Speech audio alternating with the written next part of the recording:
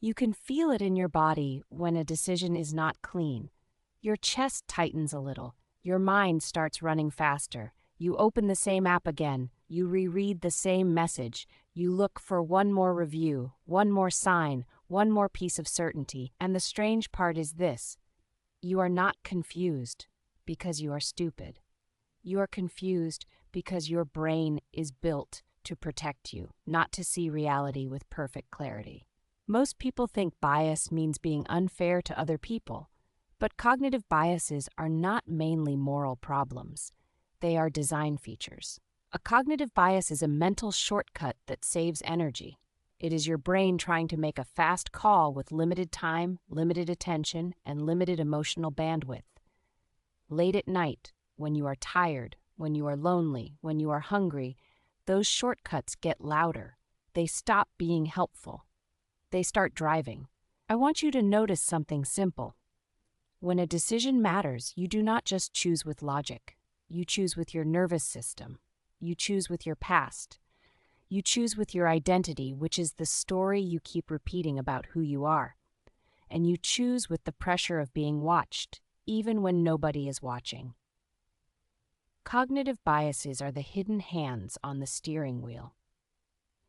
Picture a normal moment.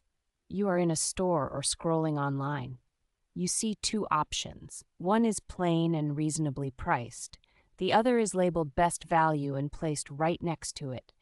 You did not ask for help, but your brain just got guided. This is anchoring, which means the first number or label you see becomes the reference point that pulls your judgment. The anchor is not truth, it is just first.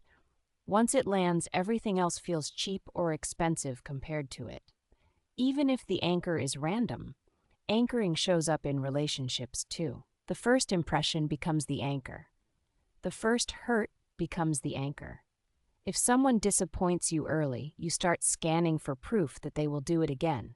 If someone charms you early, you start forgiving what you would normally question. That is not because you are naive. It is because your brain loves consistency. Consistency feels safe. That leads into confirmation bias, which is the habit of looking for evidence that supports what you already believe and ignoring evidence that challenges it. It is like having a spotlight in a dark room. You think you are seeing the whole room, but you are only seeing what the light touches. If you believe you are behind in life, you will notice every person your age doing better. You will miss the quiet wins you already have. If you believe people cannot be trusted, you will remember every betrayal with high definition, and you will compress every act of loyalty into a blur. And here is the part that hurts a little. Confirmation bias does not feel like bias. It feels like being realistic. That is why it is so persuasive. Your brain is not saying, I want to be wrong. Your brain is saying, I want to reduce uncertainty. Uncertainty feels like danger to an older part of you. Now, think about the last argument you had in your head, not with another person, with yourself. One part of you wanted to do the hard thing. Another part wanted comfort. If you chose comfort, you probably did not say, I chose comfort. You probably created a reason. That is cognitive dissonance, which means the mental tension you feel when your actions and your values do not match. Your brain hates that tension, so it smooths it over with a story. It edits reality to protect self-respect. This is why smart people can make choices that do not serve them. Intelligence gives you better arguments. It does not always give you better outcomes. A sharp mind can become a defense attorney for your impulses. It can build a beautiful case for why you deserve what you want right now. Another bias that quietly shapes your life is loss aversion, which means losses feel more painful than gains feel good. Your brain treats losing $100 as more intense than gaining $100. That makes you cautious in some areas and strangely reckless in others. You might avoid applying for a job because rejection feels like a loss of dignity. You might stay in a relationship that is slowly draining you because leaving feels like losing history, losing identity, losing the idea of what it was supposed to be. Loss aversion makes you hold on too long to old clothes, old roles, old grudges. You keep paying attention to something that already cost you, because letting go would force you to admit the cost is real. That is the sunk cost fallacy, which means you keep investing in something because you already invested, even when it is not working. Time spent is not a reason to spend more time. Pain endured is not a reason to endure more. But the mind says, if I stop now, it means I was wrong. And the ego, the part of you that protects your self-image, does not like that. I think about this bias when I see people stuck in habits they hate. Late night scrolling, drinking when they promised they would not, checking an ex's page, overeating when they are not even hungry. They say, I already ruined today. I might as well keep going. That is sunk cost in a new outfit. One slip becomes permission for a slide. The brain tries to avoid the feeling of starting over, because starting over means facing the moment you lost control. Then there is the availability heuristic, which means your brain estimates how likely something is based on how easily you can recall examples. If you watched a few videos about plane crashes, flying suddenly feels dangerous. If you saw a story about betrayal, love suddenly feels risky. Your brain confuses vivid with common. The most emotional examples float to the top, and they start to look like the whole world. This matters because modern life feeds your availability heuristic all day. Your phone hands you extremes. Outrage, perfection, disaster, luxury. It trains your attention to think those are normal. And attention is not just what you look at. Attention is what you become sensitive to. What you repeatedly attend to becomes your baseline for reality. Another bias that plays with attention is negativity bias, which means your brain gives more weight to negative information than positive. One critical comment can drown out 10 kind ones. One awkward moment can replay for years. This bias is ancient. It kept humans alive.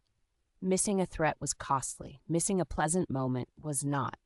But now the threats are social, emotional, and imagined. Your brain still reacts as if your survival depends on it. So you overthink the text you sent. You reread it. You search for danger. You interpret a short reply as rejection. You feel your stomach drop, and then you make a decision from that feeling. You pull away. You get cold. You try to regain control. You call it self-respect, but sometimes it is just threat response wearing a suit. Let me slow down here, because this is where you can start to feel power again. The goal is not to delete biases. You cannot. The goal is to notice when a bias is speaking and to create a small gap before you obey it. That gap is emotional regulation, which means you can feel an emotion without letting it drive the whole car. One of the simplest ways to create that gap is affect labeling, which means you name what you feel in plain words. Not a speech, not a journal entry, just a clean label. I feel anxious. I feel rejected. I feel rushed. When you name it, your brain shifts activity from the alarm system to the meaning-making system. You stop being inside the wave and you start watching the wave. Once you can watch the wave, you can test your thoughts. I like to ask myself a few quiet questions. What am I assuming is true? What would I notice if the opposite were true? If I had to bet money, what is the base rate here? Meaning what usually happens in situations like this. Base rates sound cold, but they save you from drama. Most messages are short because people are busy. Most awkward moments are forgotten by everyone else. Most fears are not predictions. They are memories trying to protect you. Another way biases trap you is through identity. If you think, I am the kind of person who always fails, your brain will search for evidence to keep that identity stable. That is confirmation bias fused with self-concept. The mind prefers a familiar pain over an unfamiliar freedom. Familiar pain feels predictable. Unfamiliar freedom feels like a cliff edge. So when you make decisions, notice the identity sentence underneath. Am I choosing this because it matches who I think I am? Or am I choosing this because it matches who I want to become? Self-efficacy matters here.